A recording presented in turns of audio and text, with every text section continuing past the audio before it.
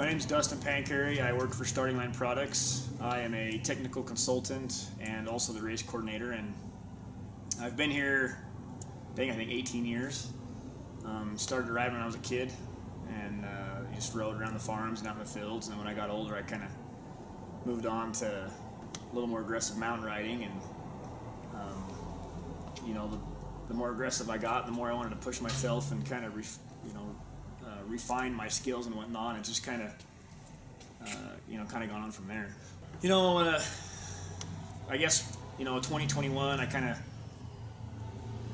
started getting my own sleds and doing my own modifications to them and wanting them to run better. And we were a group of guys that was kind of competitive, and so we'd go up on the mountain and try to find the lines and kind of get into more aggressive terrain. And that was when I really could tell that the skills paid off. The guy who worked on his skills could put the sleds in more technical terrain and whatnot. And so that's when I really started to push myself. And snowmobile maintenance is extremely important for a number of reasons, and not only just the maintenance aspect, but a lot of guys are going out and they're spending money on a performance machine, and they want that performance. So there's little things you can do here and there that tips and tricks that will give you the maximum performance you can have out of that particular machine. I'd say if you're dealing with a new snowmobile, the first thing to do is just simply put everything to the factory specifications. These machines are mass produced, and so there's time, and they're trying to produce them in a certain amount of time, and standards that they have to try to fit into, and so specifications aren't always dead on. Plus there's the human error thing, and so as owners we can check those specifications, like our clutch alignment, our ski alignment. Some sleds it's camber, track tension, suspension setup. There's all kinds of things like that if as owners we'll take the time to figure out what those specifications are and just get them more accurate, we can gain sometimes quite a bit of performance. We never know what the dealer is looking over before they send the sled out, or if it's a used sled, we should still check everything over. The basics are track tension. There's always a specification there. Ski alignment, clutch alignment, which we almost always find can be improved. Even though they might be within the manufacturer specification, typically we can get it more within the center of the tolerance. If it's a used snowmobile, it's a good idea to start with fresh plugs.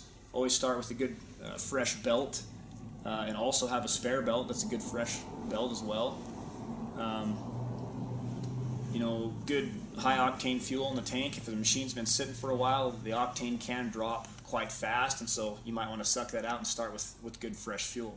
If you've got a snowmobile that's not performing optimally, obviously there's a list of things that we always kind of go through to troubleshoot, but one of the biggest factors you start with is RPM. What's your peak RPM and where should it be? If it's down, then we probably have a clutching issue, or maybe we have a fuel control issue. If it's ride quality, maybe we have a drivetrain issue. Throttle response, maybe we have a fuel issue, whether it's improper fuel being used, or maybe our fuel calibration is off. Maybe we need to look into that. So RPM, throttle response are two of the biggest indicators. There's some pretty basic things that don't really only need to be checked once a year. Things like your ski alignment and track tension. If you're a high mileage rider, maybe twice a year. High mileage, being between 700 and 1,000. But there are some more I'd say a little more advanced issues that should probably be checked more regularly, that have to do with performance, like your clutch condition. There's lots of parts that are moving parts inside the clutches that do need to be regularly checked and maintained, sometimes replaced or updated. That can happen in as little as 200 miles. At the very least, an owner should be at least looking over just a brief glance over the machine every time they ride, just looking for anything that doesn't look normal.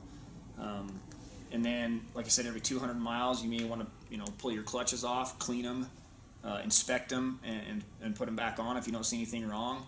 Maybe another 200 miles, you'll pull them off and find some bushings that are worn out, or some rollers that have flat spots or that are wore out. Once a year, it's a good idea to replace all your clutch springs. They can take a set or sag after time, so those are or some things that when you do your pre-season, it's a good idea to just start fresh. Same with a belt. If you don't know how many miles is on your belt, it's a good idea to start fresh. After a while, after they sit, they can deteriorate just a little bit. And fuel's another thing. If you've got fuel in the tank that's been sitting for a while, there's no reason to risk it. Pull it out, put it in something else, a lawnmower or pickup or something, and put good fresh fuel in your machine. Just like any industry, there's always specialty tools that can make the job easier. For example, a spring puller. If you're trying to get into your chain case and check your chain case oil or your diamond drive, a spring puller saves your knuckles when you're trying to pull the exhaust, your silencer or your pipe. So there's little things like that they're a bit of a specialty tool. They're sometimes inexpensive, but really make the job a lot easier. Clutch puller to pull the clutch off, that's something that's required if you want to do any maintenance on your primary clutch. If you're wanting to set your alignment, an alignment tool makes that job much easier, and almost all the OEMs sell an alignment tool, plus we at SLP have more of a universal alignment tool that kind of will do a few more models that helps out, or we have some specific ones as well. So yeah, there's all kinds of more specialized tools that can help do some of the basic things, and then there's also more specialized tools that can help do some of the advanced things. Yeah, I mean, there's some real easy ways to tell if you're having problems with your machine.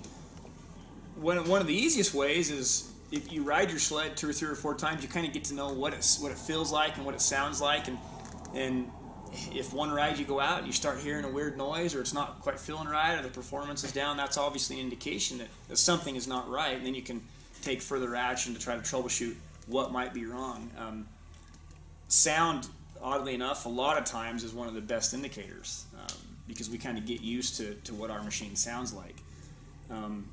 Again, RPM, we've talked about that a couple of times, but if you start dropping RPM, that's an indication that something's wrong. Something has changed to make that RPM drop. Sometimes it can be snow conditions, but more than likely it's a worn part or multiple worn parts, whether it's a belt or internal clutch components, or maybe even the motor's getting weak and we need to freshen up a motor. There are some adjustments you can do on the snow with just basic hand tools. I mean, hopefully everybody when they go out has some basic hand tools with them as for safety in case something goes wrong. But a set of wrenches, you can set your belt deflection to maximize clutch performance. If you have some track tension issues, maybe somebody's ratcheting, you can tighten the track up. Beyond that, you start moving into stuff that's a little more you need more tools that you would probably have around the shop.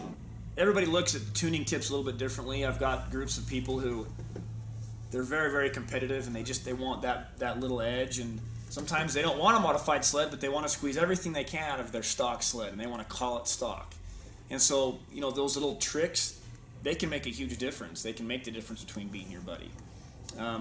For other people, they do want to modify, and they want to feel like they're getting every ounce of performance for their aftermarket dollar that they're spending, and proper calibration, proper setup on those aftermarket parts is critical to get the best bang for your buck. And sometimes it just comes down to reliability. Improper setup, can cause significant reliability problems, the type of reliability problems that might, make you spend the night. There's certain tuning tips that are going to go a long ways to helping make your snowmobile last longer. Things like belt life. If clutches aren't in alignment, you're not going to get nearly the number of miles out of a belt that you could. There's other things, motor mounts. If a motor's twisting around a lot, you're going to have shorter life on your motor mounts. Clutch components internally. If you keep clean clutches, a lot of times you'll get your rollers and your bushings and things like that to last longer. So yeah, definitely, track tension, shock wear, most of the shocks now are all rebuildable, and if you keep good fresh oil in them, the bushings inside them and things like that will last a long time. However, if you don't, dirty oil is going to wear bushings out, seals out faster. Moisture can be a big enemy on snowmobiles, which doesn't make a lot of sense sometimes because you think, hey, we're out in a moist environment, we're riding around in snowmobiles, but that's fine for the day, but if you sit snowmobile parts in a very humid or moist environment for a long period of time, those parts begin to oxidize, and we we see that quite often, especially parts that have coatings on them. Those coatings will begin to oxidize away. Aluminum can, oxidize and turn a real gray, dull color. Rust can form on steel parts. So it is important to dry your machines out. One of the biggest hints we give people is don't leave them in an enclosed trailer without venting. Enclosed trailers hold moisture when they're sealed up tight. So open the vents, open the doors, let everything dry out. Drop your side panels if you need to, and get some airflow through things until they're all completely 100% dry, and then you can lock everything back up and shut it up if you need to. But it is fairly important to get things dry.